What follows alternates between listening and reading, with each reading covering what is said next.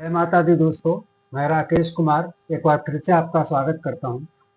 दोस्तों, ज्योतिष के महत्वपूर्ण नियमों को समझने की श्रृंखला में आज हम बात करेंगे अस्त ग्रह के बारे में, जो कि हमारे कुंडली का विवेचन करने के लिए एक बहुत ही महत्वपूर्ण चीज है और इसे हमें जानना चाहिए, ताकि हम अपनी कुंडली लेकर जब बैठें तो हमारी कुंडली में कोई अस्त ग्रह है या नहीं है, इसे देखकर किसी ग्रह से हमें किस तरीके का प्रभाव मिल सकता है, इसकी विवेचना हम आसानी से कर सकें। तो दोस्तों, आइए शुरू करते हैं। आप ही के लिए मेरा बनाया गया है चैनल, ताकि आप खुद अपनी कुंडली का विश्लेषण करने में सक्षम हो और आपको इधर उधर न भागना पड़े। अस्त ग्रहों की हम बात करते हैं तो इसके बारे में बहुत सारे जो ज्योतिष और पंडित है वो बहुत तरीके की बातें बताते हैं। कुछ लोग कभी ग्रह को अस्त मानते हैं जब वो एक घर में सूर्य के साथ, पहले तो आपको मैं बता दूं कि सूर्य ग्रह के साथ जब भी कोई ग्रह आता है तो वो अस्त माना जाता है, सिवाय दो ग्रह के, जिसके बारे में मैं अभी आपको आगे वीडियो में बताऊंगा।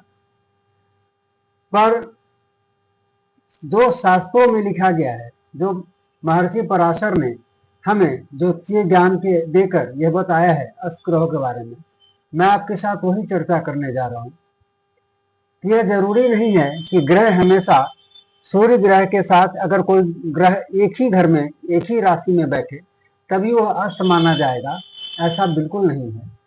अगर वह सूर्य के, मान लीजिए कि अगर सूर्य एक नंबर राशि में बैठा है और अगर कोई ग्रह उसके एक घर आगे या एक घर पीछे बैठा है तभी वह अस्त होगा।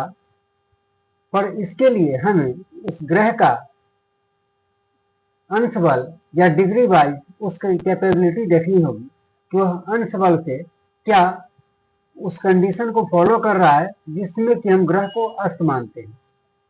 तो सबसे पहले मैं आपको बताऊं कुछ बेसिक चीज इस अस्त ग्रह के बारे में, कि सूर्य ग्रह कभी भी अस्त नहीं होता, लेकिन बाकी जो 6 ग्रह हैं राहु और केतु को छोड़कर वो सूर्य के साथ एक खास डिग्री से कम पे आने पर अस्त माने जाते हैं, चाहे वो सूर्य के साथ एक राशि में हो या उसके एक घर पहले या एक घर बाद हो। और सूर्य ग्रह कभी अस्त नहीं होता। हाँ, जब कभी वो राहु या केतु के साथ आता है तो वो ग्रहण योग में अवश्य कहा जाता है, जिसमें कि वो अपना पूर्ण प्रभाव नहीं दे पाता है और उसके लिए फिर हमें अपनी कुंडली के अनुसार उसे बल देना पड़ता है, यह देख के कि उसका रत्न हमें धारण करना है या उसका पूजा पाठ करना है। तो सबसे पहले हम बात करते हैं कि सामान्य तौर पर 12 से 16 डिग्री के नीचे जब ग्रह सूर्य के साथ युति में आते हैं तो वह अस्त माने जाते हैं। मैं आपको एक उदाहरण से समझाता हूं कि जैसे ये मेष राशि की कुंडली है और यहां अगर मंगल 27 डिग्री के साथ बैठे हुए हैं और सूर्य यहां 3 डिग्री अंश बल के साथ बैठे हुए हैं, तो इस परिस्थिति में पहले मैं आपको एक और चीज समझा दूं कि हर ग्रह की का जो अंश बल होता है वो 0 से लेकर 30 डिग्री तक होता है। और जब ग्रह एक राशि से दूसरी, जब 30 डिग्री उसकी पूरी हो जाती है तो एक राशि से दूसरी राशि में आ जाता है और फिर वो 0 से हम उसे फिर 30 डिग्री तक काउंट करते हैं, फिर वो अगली राशि में चला जाता है। तो अगर यहाँ मंगल 27 डिग्री अंश बल के साथ बैठा हुआ है और सूर्य यहाँ 3 डिग्री अंश बल के साथ बैठे हैं, तो सबसे पहले हम यहाँ 30 से 27 माइनस करेंगे जो कि 3 डिग्री होगा, और 3 डिग्री अंश बल के साथ सूर्य, उस दोनों को हम जोड़ देंगे तो 3 3 6 डिग्री होगा और इस तरीके से मंगल अस्त माना जाएगा।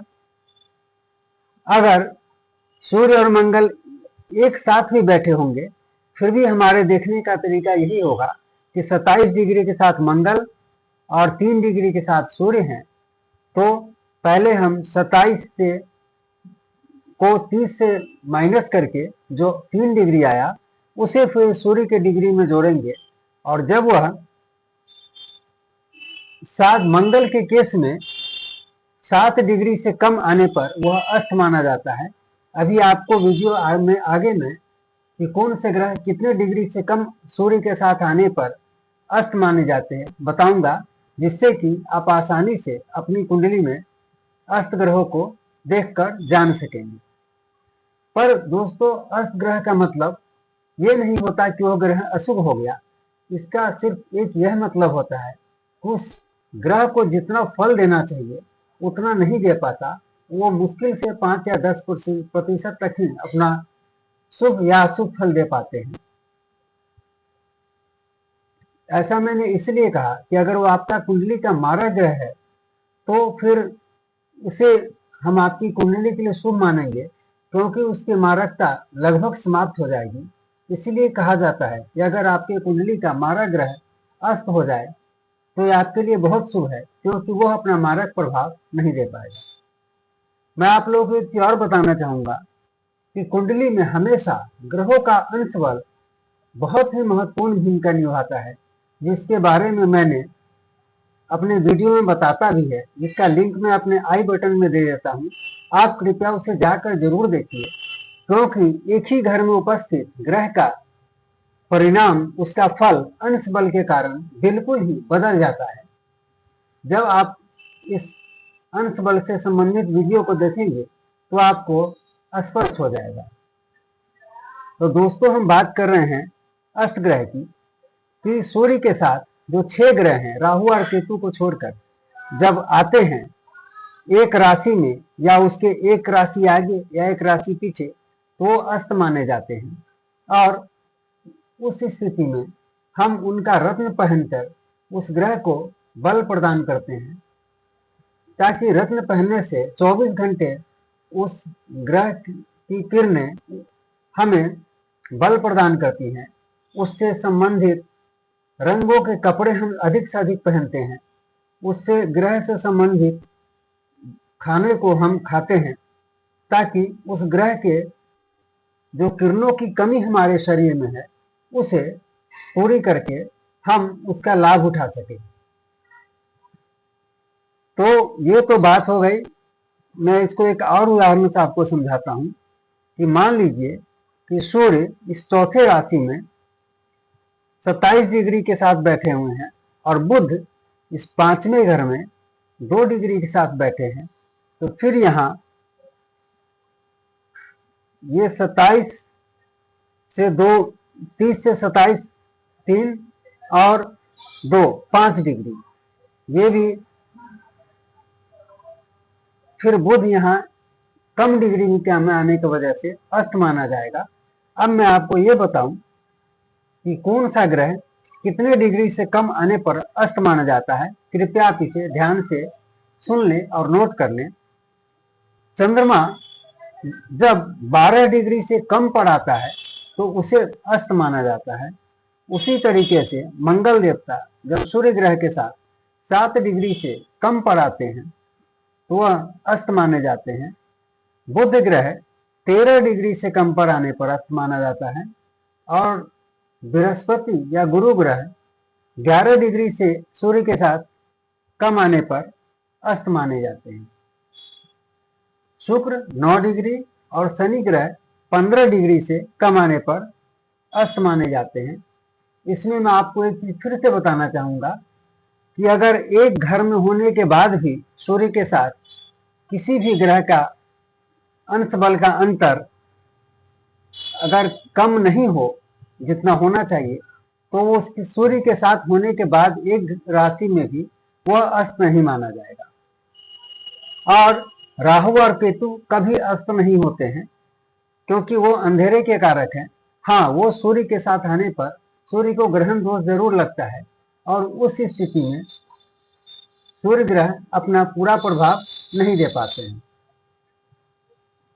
और मारक ग्रह अगर आपके अस्त हो जाए तो आपकी कुंडली के लिए बहुत ही शुभ माना जाता है। तो दोस्तों, ये था अस्त ग्रह से संबंधित जानकारी। और मैं आपसे ये कहना चाहूँगा कि जब आप मेरे वीडियो को लाइक करते हैं या सब्सक्राइब करते हैं तो मुझे लगता है कि मेरा उद्देश्य सफल हो रहा है और मुझे हिम्मत और प्रेरणा मिलती है कि मैं इस पर और ज़्यादा आगे काम करूं और आपको इतनी जानकारी दूं कि आप खुद से और सही तरीके का विश्लेषण करके लाभ पा सके। तो आज के लिए इतना ही। धन्यवाद।